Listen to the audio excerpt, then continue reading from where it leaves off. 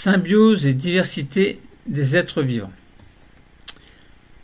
Nous avons vu dans les cours précédents qu'il y avait une diversification génétique du vivant en étudiant un chapitre qui s'appelait « L'inéluctable évolution du génome au sein des populations ». C'était le chapitre 4.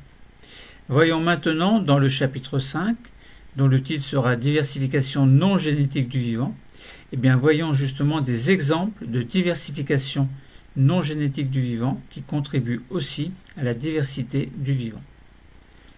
La diversification phénotypique des êtres vivants n'est pas uniquement due à la diversification génétique. Nous allons étudier quelques exemples de diversification du vivant sans modification du génome. Alors, l'une d'elles concerne la symbiose entre une algue et un champignon au sein des lichens. Eh bien, nous allons faire une étude simple d'un exemple de cette diversification du vivant sans modification du génome à travers une association qui n'est pas héréditaire. C'est la symbiose entre une algue et le champignon au sein des lichens. Le but sera de comprendre comment l'association symbiotique aboutit à un nouveau phénotype à différentes échelles et permet la colonisation de nouveaux milieux.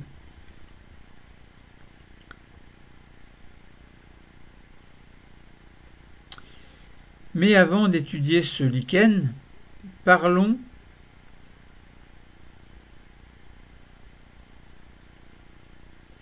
de fourmis. Il y a une espèce de fourmi que l'on appelle Leptothorax nylanderi. Ces fourmis peuvent être parasitées ou saines. Donc les fourmis parasitées sont entièrement de couleur jaunâtre. Elles sont parasitées, on verra pourquoi, enfin comment après. Et les fourmis saines, elles, ont l'abdomen et la tête plutôt noir foncé, marron foncé. Donc elles ne sont pas parasitées. Alors pourquoi est-ce que l'on dit que ces fourmis sont parasitées et il y aura une association entre la fourmi et le parasite? Eh bien, les larves de ces fourmis peuvent être parasitées par des vers plats que l'on appelle Anomotenia brevis, en se nourrissant de déjections d'oiseaux contenant des œufs du ver. Ces derniers éclosent dans le tube digestif des fourmis. Les fourmis parasitées sont jaunes, mais alors elles sont moins agressives et davantage victimes de prédation que les autres. Si le prédateur est le piquet-pêche, eh bien le parasite va boucler son cycle de vie en produisant des œufs qui vont se retrouver dans les déjections de l'oiseau. Donc ça c'est un premier exemple il n'y a pas de génétique qui intervient là-dedans. C'est une diversification qui n'est pas d'origine génétique. Parlons maintenant de ce qui se passe au niveau de certaines nodosités de certaines plantes, par exemple le lupin. Donc, au niveau des racines de lupin, il y a des nodosités, mais également au niveau des racines de haricots, des racines de pois, donc, qui appartiennent à la famille des fabacées. Ces plantes ont une grande importance pour la nutrition des humains. Elles sont particulièrement riches en protéines. Alors pourquoi? Comment c'est possible? Eh bien, on sait qu'il y a des échanges entre une fabacée et les bactéries Rhizobium dans une nodosité. Les nodosités donc se trouvent au niveau des racines. Les nodosités sont liées à la présence de bactéries du genre Rhizobium, donc qui sont à l'intérieur des nodosités. Et ces bactéries, donc, elles vivent en symbiose avec les plantes. Seuls les fabacées ont la capacité à utiliser le diazote de l'air, donc diazote atmosphérique, comme source d'azote. Or, l'azote, à travers le NH4+, admettons, participe est très largement répandu dans les acides aminés. C'est pour ça d'ailleurs qu'on les appelle aminés, acides aminés, qui ont une fonction acide et en même temps une fonction aminée. Alors, en quoi est-ce que les deux métabolismes peuvent se compléter? Eh bien, les plantes, donc par exemple les fabacées, le lupin, etc., donc ont des faisceaux conducteurs. Dans ces faisceaux conducteurs, il y a les produits des tissus chlorophylliens qui font la photosynthèse. Ces produits sont des sucres, par exemple. Ces sucres donc vont circuler dans les faisceaux conducteurs et vont pénétrer dans les nodosités. Donc ces glucines, donc dans ces nodosités, donc il y a des cellules végétales, et il y a également à l'intérieur de ces cellules végétales, il y a les bactéries rhizobium qui ont pénétré à l'intérieur des cellules. Alors, lorsque les glucides produits par photosynthèse et qui circulent dans les faisceaux conducteurs arrivent dans les cellules, eh bien ces glucides sont utilisés pour produire de l'énergie par respiration cellulaire, c'est-à-dire par oxydation du glucose, par exemple, avec le dioxygène. Donc production d'énergie sous forme d'ATP, adénosine triphosphate, dans les cellules végétales. Donc ils utilisent cette énergie à leur profit pour le métabolisme cellulaire. Mais ce qui se passe, c'est que ces glucines produits par photosynthèse vont pénétrer également dans les bactéries rhizobium, qui sont, je le rappelle, à l'intérieur des cellules végétales, et ces glucides vont permettre la production d'énergie nécessaire au métabolisme de la bactérie. Et cette bactérie, elle est capable également de transformer le diazote de l'air qui a réussi à pénétrer dans les bactéries, donc transformer ce diazote de l'air en NH4+, qui va sortir de la bactérie et aller alimenter le métabolisme de manière à ce que des acides aminés puissent être produits.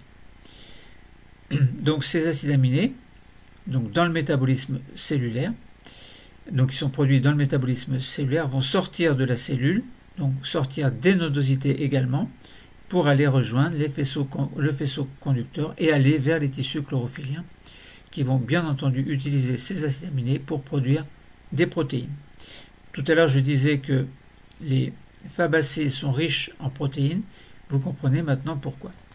Donc là, vous avez un exemple très parlant de symbiose entre une plante et une bactérie rhizobium à travers ces nodosités.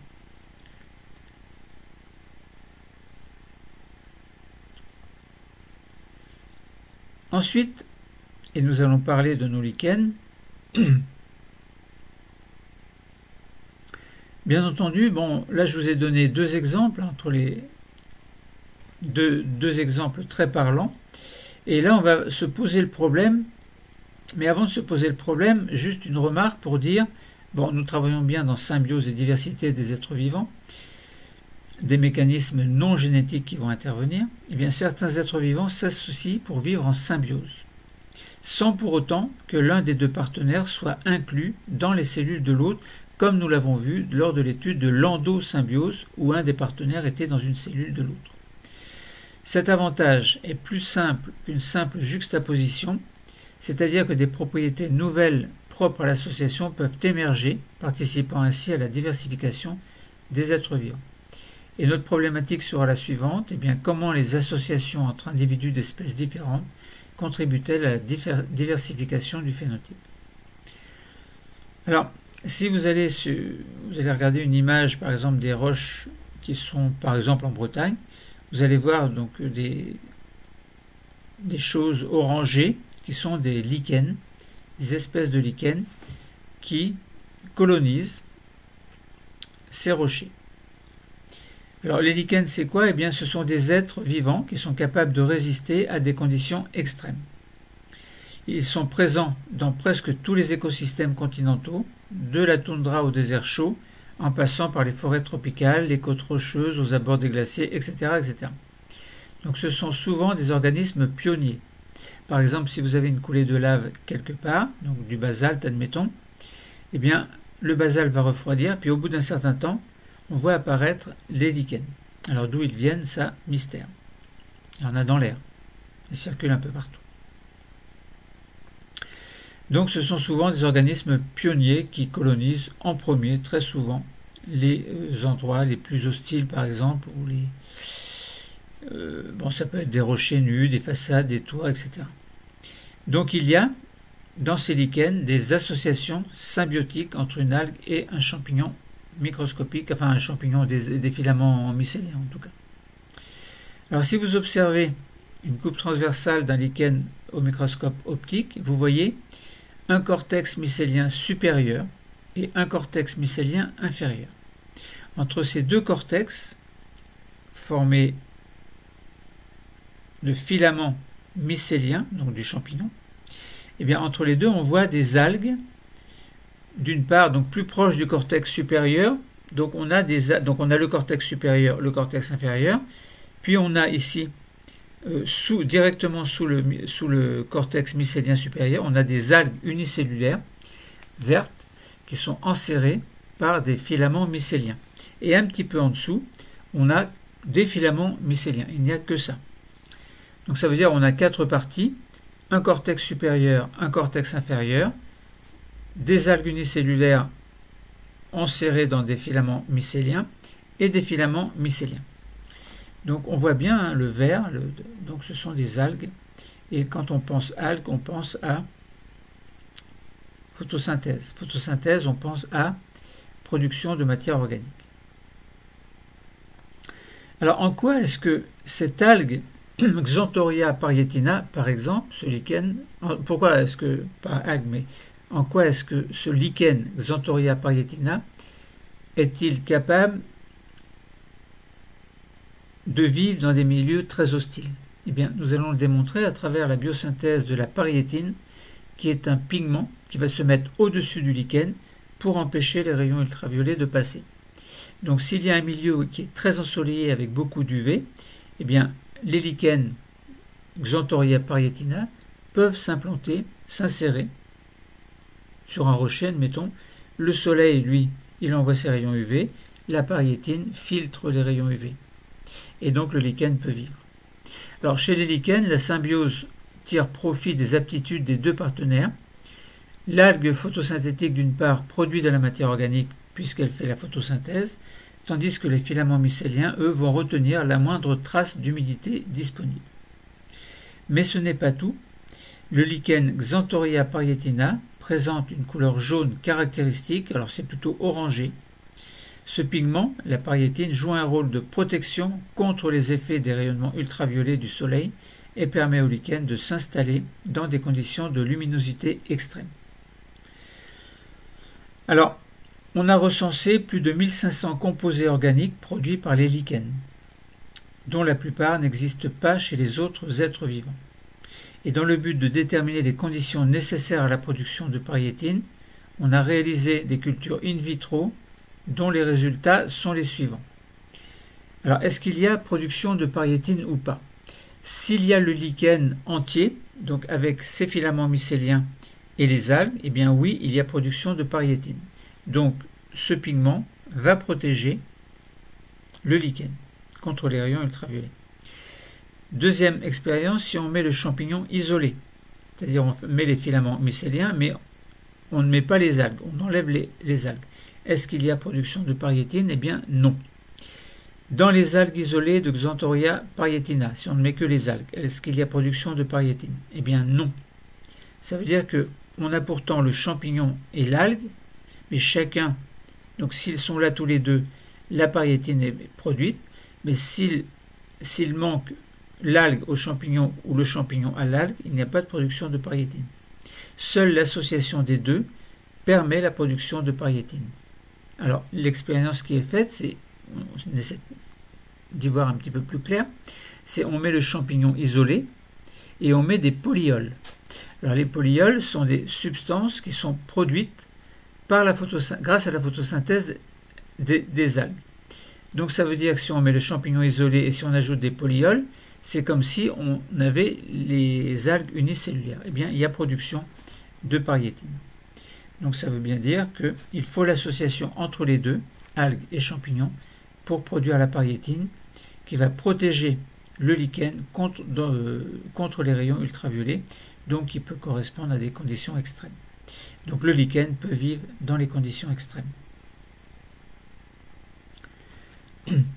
Donc on a découvert la très grande réussite adaptative des lichens qui ont conquis l'ensemble des milieux terrestres, notamment les milieux extrêmes, et à travers l'exemple de la pariétine, on a compris que si le milieu est très ensoleillé, eh bien la pariétine va protéger contre les rayons ultraviolets. Le lichen résulte de l'association du mycélium de champignons et d'algues unicellulaires, donc ça on l'a dit, et on peut présenter dans un premier temps les avantages réciproques tirés par l'algue et le champignon dans l'association symbiotique. notamment concernant l'étude de la pariétine, qui permet de mettre en évidence que la symbiose ne se réduit pas à des échanges entre les deux organismes, mais aboutit également à la production de molécules propres au lichen, et c'est bien le cas de la pariétine, qui a ses propriétés d'absorption du rayonnement ultraviolet. Alors la pariétine, comme on l'a vu, elle n'est pas produite par l'algue ou le champignon isolé, mais elle provient d'une coopération des deux métabolismes, puisqu'elle est produite par des filaments mycéliens en utilisant les polyols produits par l'algue. En effet, les polyols produits par l'algue pénètrent dans les filaments mycéliens où ils induisent l'expression des gènes codant pour les enzymes de la chaîne métabolique de synthèse de la pariétine à partir des polyols. Donc, on a des caractéristiques qui sont propres à l'association symbiotique. L'observation nous a montré un phénotype nouveau à l'échelle anatomique avec cette structure en plusieurs couches. Deux couches protectrices, donc ce sont deux couches de cortex mycélien, entourant une couche d'algues photosynthétiques enserrées dans des filaments mycéliens et une couche de filaments mycéliens seule délimitant des lacunes. Cette structure peut être rapprochée de la structure de la feuille chez les végétaux supérieurs. L'étude de la pariétine montre un nouveau phénotype à l'échelle moléculaire avec la synthèse de pariotine, molécule qui est issue d'une collaboration entre les métabolismes des deux symbiotes et permettant l'acquisition d'un nouveau caractère, c'est-à-dire la résistance aux rayons ultraviolets. Les caractéristiques participent à la colonisation des milieux hostiles et la structure entre deux cortex mycéliens protecteurs et contenant des filaments délimitant les lacunes favorise la conservation de l'eau indispensable à la survie du mycélium et des algues, même dans les milieux arides. La présence des algues unicellulaires dans la couche située juste sous le cortex supérieur permet la photosynthèse, assurant ainsi la nutrition des algues, mais aussi celle du mycélium, même dans les milieux pauvres en matière organique, puisque grâce à la photosynthèse, la matière organique est produite à partir du dioxyde de carbone. Donc la synthèse de pariétine par certains lichens, comme par exemple Xanthoria parietina, permet en absorbant et en réémettant le rayonnement ultraviolet, permet la survie dans des milieux fortement exposés aux rayons ultraviolets. Donc, dans ce cours Symbiose et diversité des êtres vivants, nous avons bien mis en évidence le fait que les associations entre individus participent à la diversification des phénotypes. Donc voilà, alors on pourrait dire encore beaucoup de choses, bien entendu, et nous allons nous arrêter ici. Le cours est terminé, merci. Petite photo finale.